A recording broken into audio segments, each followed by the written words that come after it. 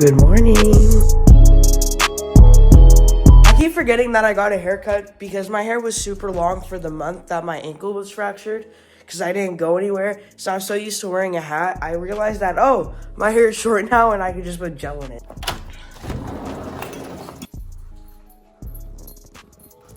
It's a nice sunny day in Los Angeles. The rain the past couple days have been absolutely crazy. But whenever it stops raining for like 3 or 4 days straight, this is the weather that we get, and I think it's so worth it. Also, I swear to God, I literally just woke up like not even 30 minutes ago, so my energy isn't fully there yet. Costco run yesterday, golly, oh my God. Bro, look at all this. and this is one out of the 3 fridges that we have. This fridge is just dedicated to drinks. I don't know why, but it just is. Protein drinks. If anyone ever wants a soda, pull up.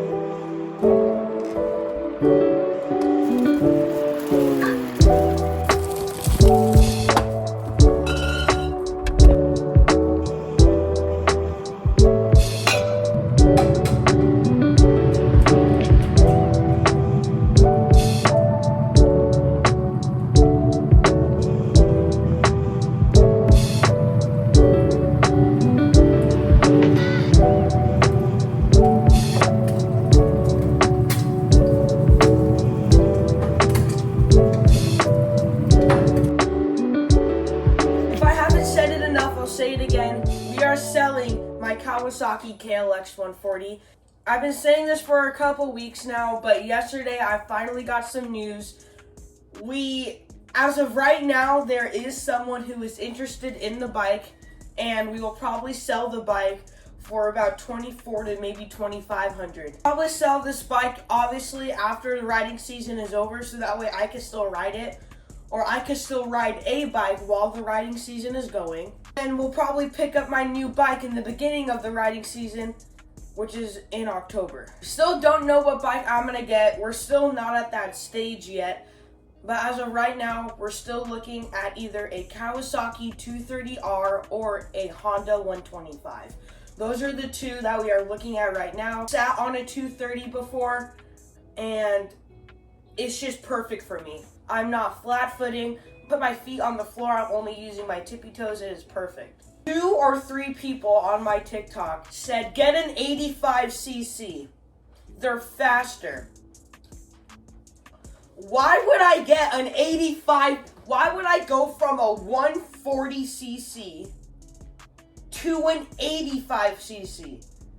I'm 14 years old, I'm 5'3", and people are telling me to get on an 85cc dirt bike.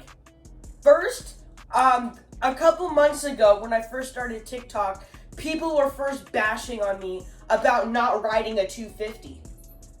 But now people are bashing on me for not riding an 85cc dirt bike. And it's not even about the speed at this point.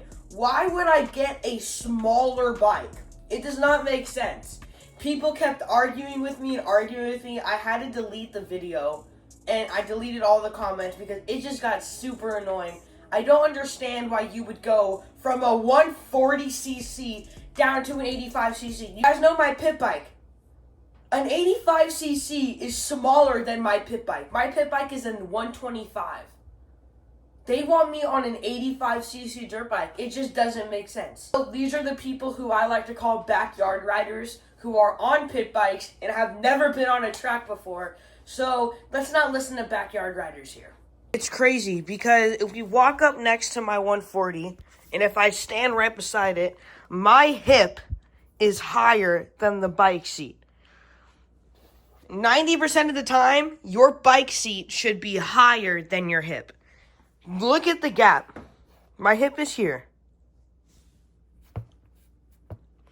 Imagine if I listened to these backyard riders on TikTok and I actually got an 85cc dirt bike, this seat is probably down to here. Maybe here. Somewhere along this line. The difference would be about this. Moto Daily, what did we learn? Don't listen to backyard riders. You need a new bike if you've had that one for a year. Oh my god. If you guys are getting a new dirt bike every year, I feel bad for either your bank account or the person who's buying you the dirt bikes every year. So this is my 125 that I was talking about earlier in the video. And you know what, since we're next to the bike, I want to talk about it. So this is what I look like on my 125. The seat is fully covered in the back. Look how bent my knees are. And this is a 125. Look at my elbows. You see how they're bent?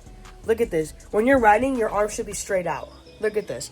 Imagine me sitting on an 85cc dirt bike. Anyways, this was my daily rider for 3 years. For those who don't know, I used to be a backyard rider myself. Glad I got out of those days. If you are buying a dirt bike every year, you are doing it completely wrong. A dirt bike should last you 3 to 4 years max, maybe 2 or 3 years. One of my friends called me last night and asked for tips on getting a dirt bike. Here's how to get a dirt bike that you won't outgrow in a year, but it's also not too big or too small for you. There are many ways to tell. First of all, just sit on it, okay? If your feet are flat on the ground like this, and if your knees are this bent, absolutely not. Here's what it would look like if this bike fit me perfectly. You should be on your tippy toes, and this foot shouldn't be able to reach the ground. If I switched over to this side, that foot shouldn't be able to touch the ground. I'm going to see if I could pop up pictures of my dad on his KX250, and you can see how he's always leaning to one side. That is a perfect fit bike. Number 2 is look at your arms. You see how my arms are bent? Your arms should not be bent whatsoever. Your arms need to be locked out and straight. Now, right now, I'm forcing my arm to, be extended straight. If I were to just get on the bike normally, my arm is bent. Also, if you go on Google, I'm sure there's this thing called Bike Chart. I'm almost positive that I've seen one of those before, and they're really helpful. Put in your weight, your height, and your age, and Google should tell you the CC bike that you should be on. Not Google, but the website that is found on Google.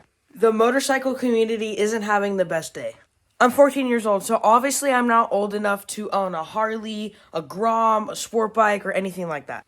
That's why my YouTube channel is dedicated to dirt bikes. I know way more about dirt bikes than I do on street bikes. But I do love street bikes, and I know a thing or two about them, all thanks to Adobo Moto. But I found something out today, and the motorcycle community is not going to be happy about it. Visor Down just released an article about the R1 and the R1M being discontinued. Now, these are just rumors, so it's not official, but a lot of people think that Yamaha is going to make it official by the end of 2024. The Yamaha R1 is probably one of the most iconic bikes in the motorcycle community. There are people trying to buy R1s almost every single day. So for the sellers, it's perfect because you guys are getting a lot more money. But for the buyers, it sucks.